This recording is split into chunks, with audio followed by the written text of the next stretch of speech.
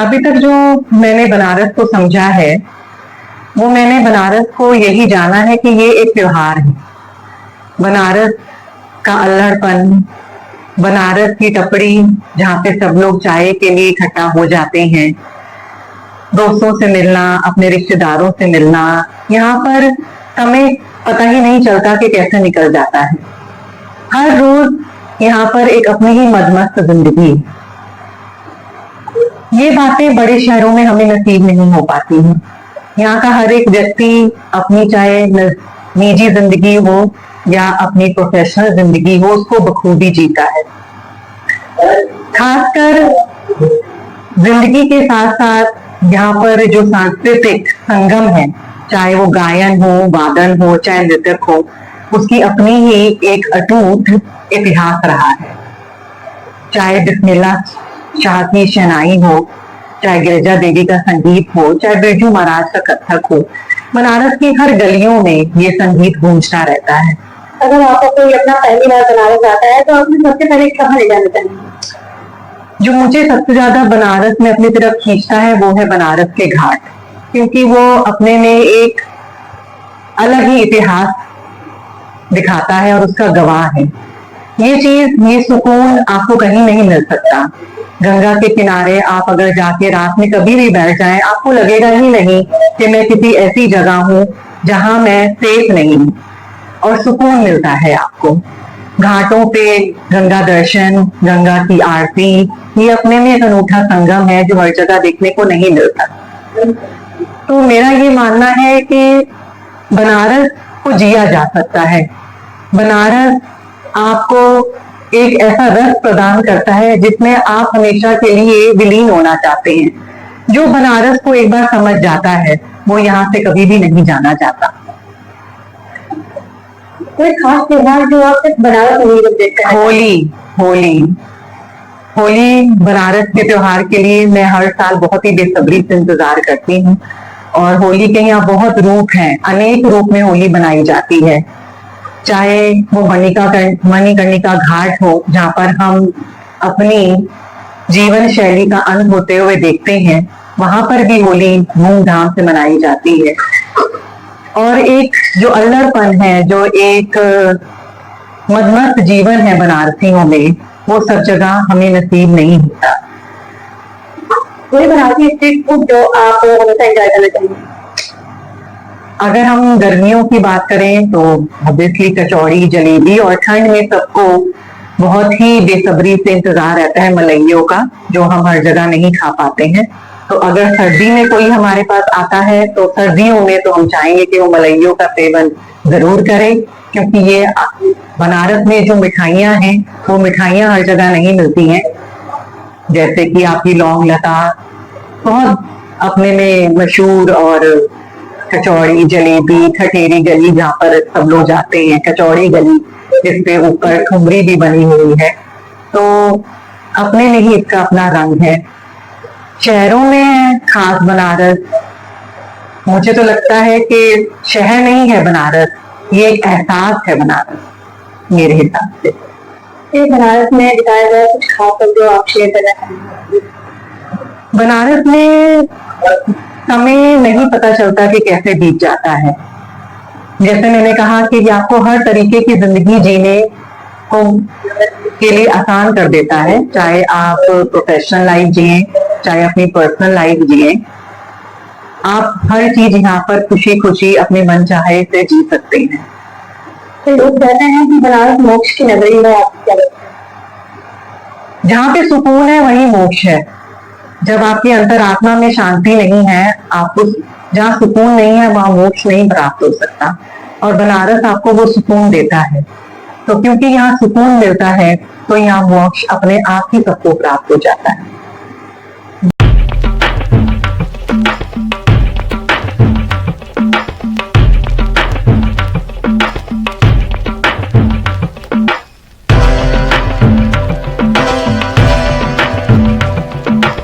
नमस्ते, हर हर महादेव। मैं डॉक्टर विनोद कुमार सिंह, वरिष्ठ दंत चिकित्सक, बनारस में, वाराणसी कह सकते हैं, काशी में पिछले 45 साल से यहाँ में सेवारत हूँ। अगर आप आपसे कहा जाए कि बनारस को एक लाइन में बयान करें तो आप क्या कहें? अद्भुत अद्भुत अद्भुत। सुबह बनारस, शाम अवध, शबे मालवा। सुबह बनारस, बनारस की सुबह यहाँ से शुरू होती है पूरे हमारे देश की। यदि आप देखिएगा सुबह यहाँ से शुरुआत होती है और फिर आगे हम चले जाते हैं पश्चिम तक।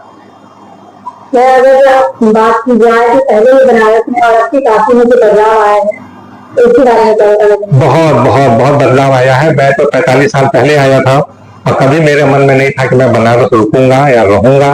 मोदी जी ने पिछले 12 साल के अंदर कश्मीर बनारस का अद्भुत अद्भुत अद्भुत नजारा पूरा बदल ही दिया है। अब जितने टूरिस्ट हमारे आते हैं उनसे भी बात करिए तो वो इसी तरह की बात करेंगे।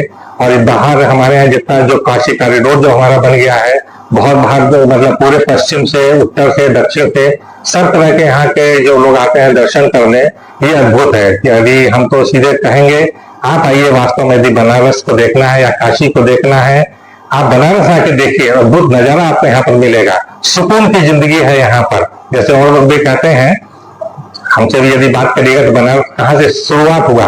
काशी, काशी से बना बनारस। और ठीक कल इसका जन्मदिन भी है, 24 मई 1956, जब काशी, इसका बनारस से नाम इसका वाराणसी पर हो गया। वाराणसी, वाराणसी का मतलब, यहाँ दो नदियां हैं बहुत मशहूर हैं, वरुणा और अस्सी। अस्सी है यहाँ के बनारस के दक्षिण में, बीएचयू साइड में, और वरुणा है उत्तर साइड में है। इन दोनों के बीच में शहर बसा हुआ है, इसी का नाम हो गया इसके लिए वाराणसी। आप 45 साल के बनारस में रहे हैं, आपको ऐसा क्या लगता है कि बनारस को अद्भुत बनाता है? अद्भुत, यस, आप बिल्कुल सही बात कह रहे हैं। अद्भुत क्या बनाता है, आप कह रहे हो सही वाली बात। मैंने बहुत कोशिश की यहाँ से छोड़ने की कि मैं बनारस नहीं रहूंगा, नहीं रहूंगा, लेकिन बाबा जो यहाँ पर बैठे हैं काशी विश्वनाथ के अंदर, वो इस तरह से बिल्कुल लॉक किए हुए हैं, जिसको कह सकते हैं, वो बिल्कुल यहाँ छोड़ने नहीं दे रहे हैं। और आज मैं महसूस करता हूँ बनारस से अच्छी कोई जगह नहीं है। और लोग यहाँ पर आते हैं ज्यादातर आफ्टर रिटायरमेंट, 60 साल के बाद, नौकरी के बाद, या जिंदगी का एक जब वो हिस्सा पूरा कर लेते हैं, तब आते हैं कि चलिए यहाँ मोक्ष आकर के मिलेगा। मोक्ष के लिए बहुत अद्भुत जगह है वाराणसी। वाराणसी, वाराणस क्या है ये, यदि आप संस्कृत में समझ जाइएगा, वाराण, वाराण मतलब होता है भ्रकुटी, ये है वाराण। और है नासी, नासी का मतलब है नाग। इनके बीच में ये जो जगह है जहाँ त्रिनेत्र है हमारे बाबा का, शिव जी का, तीसरी आंख जो यहाँ पर है, यहाँ पर जो आदमी लोग रहते हैं उनको कहा जाता है वाराणसी। वाराणसी के बीच में जो लोग हैं इसको कहा जाता है वाराणसी। अगर आपको कोई अपना पहली बार बनाना रहता है तो आप सबसे पहले कहाँ ले जाना चाहेंगे और क्या खिलाना चाहेंगे?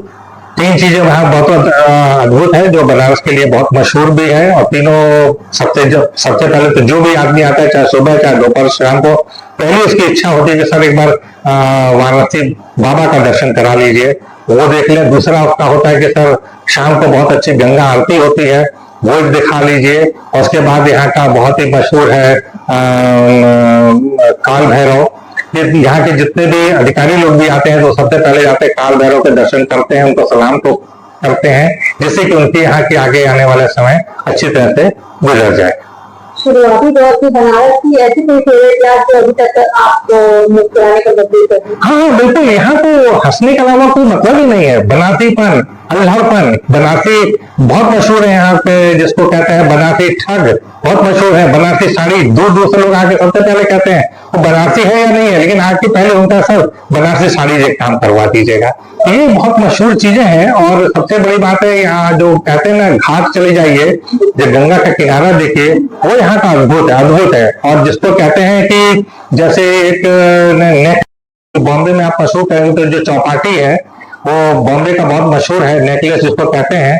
यदि वो देखना है तो काशी में आकर के देखिए, काशी का नेकलेस यही है। सुबह देखिए या शाम को देखिए, क्या पूरा नजारा दिखाई देता है पूरब से लेकर के पश्चिम तक। घाट के किनारे इतने अच्छे लाइट जलती है। और जो सबसे अच्छा जो त्योहार यहाँ का होता है बनारस का, देव दीपावली। दीपावली अमावस्या के दिन होती है, जिस दिन सारे, जैसे रामचंद्र जी अपने घर लौटे थे अपने वनवास के बाद में। और देव दीपावली ठीक देव अमावस्या के 15 दिन के बाद वो होता है।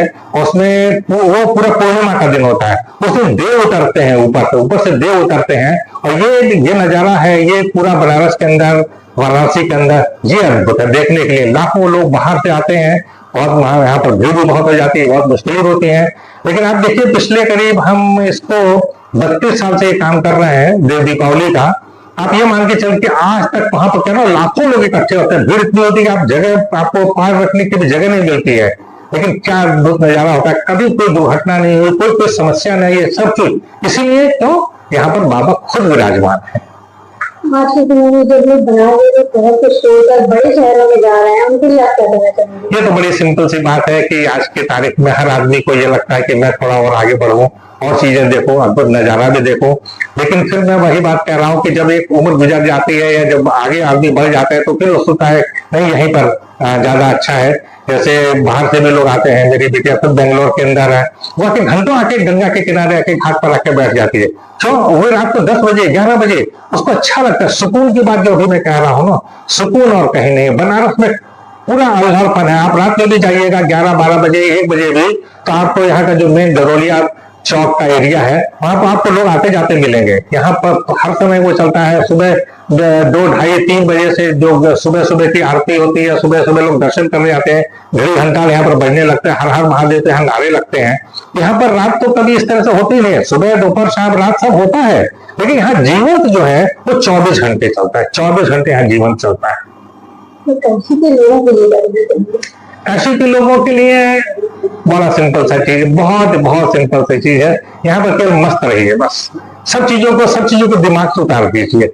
इतना जाकर के घाट पर बैठ जाइए, खाइए, जाकर के दर्शन करिए, स्नान करिए। अलग अलग जगह यहाँ पर बहुत जगह है देखने की है। सारनाथ बहुत यहाँ का मशहूर है और बीएचयू बहुत यहाँ का वो है, बीएलडब्ल्यू है। ये सब चीजें यहाँ देखने की कोई कमी नहीं है। 2 दिन 3 दिन। इसके अलावा यदि आपको वास्तव में यहाँ हफ्ता भर रुक जाए या 10 दिन रुक जाए, ऐसे ऐसे आपको लोग मिलेंगे जो अच्छे अच्छे इंजीनियर रहे हैं, अच्छे अच्छे साइंटिस्ट रहे हैं। वो सब लोग अपनी नौकरी छोड़ करके आपको गंगा के किनारे मेरे को मिलते हैं।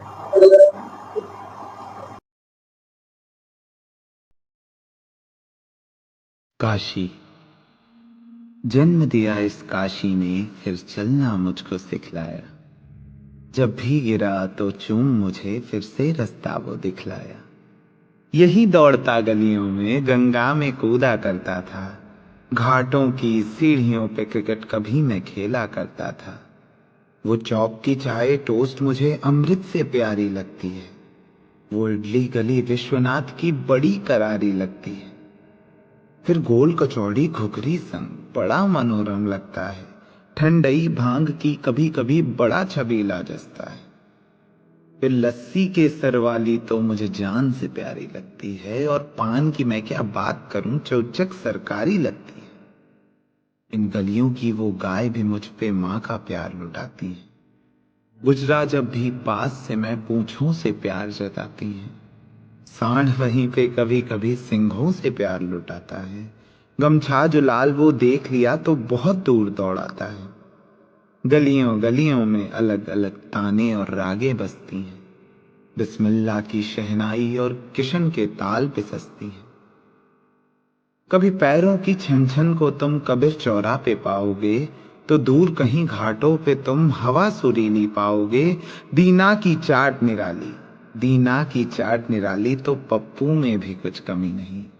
दाल मंडी की चीजों में है गारंटी भी कहीं नहीं। फूंक चिलम तुम पाओगे जब भी शिवाला जाओगे, और दशाश्वमेध की आरती को भूल नहीं तुम पाओगे। राजघाट का पुल भी तो बड़ा मनोहर लगता है, और विश्वनाथ के गुंबज पे सोना तो खूब चमकता है। गर बनारस का रंग तुम्हें अब भी कुछ फीका लगता है, तो चाचा की गाली का हर शब्द तुम्हीं पे जसता है। अरे जीवन तो देखोगे तुम हर गली चौबारों में, पर जो मृत्यु को चखना हो तो आओ कभी गलिहारों में। ले चलूं मणिकर्णिका तुम्हें, और मुक्ति को पा लेना तुम। और अगर मौत से डर लगे मृत्युंजय से फिर मिल लेना तुम। यही चारों धाम, यही गिरजाघर और शिवाला है। मंदिर में मस्जिद यहीं कहीं, गिरजाघर में गुरुद्वारा है। काशी की गंगा दक्षिण से उत्तर की ओर को जाती है, और सारनाथ की धरती तो गौतम को बुद्ध बनाती है। तो चलो तुम अब साथ, तो चलो तुम अब साथ मेरे, इस स्वर्ग को प्यार से देखो तुम। और एक कमरा किराए पे घाट किनारे ले लो तुम। जियो यहीं और मरो यहीं, शिव के साथ आनंद करो। बम बम भोले बोल यहाँ, रस बना को तुम अब चखा करो। कैंट का रास्ता भूल यहाँ, कैंट का रास्ता भूल यहाँ, 80 पे घूम फिर आ जाना। और गर मिलूं मैं भस्मी में, तो उसे शिव पे चढ़ा जाना।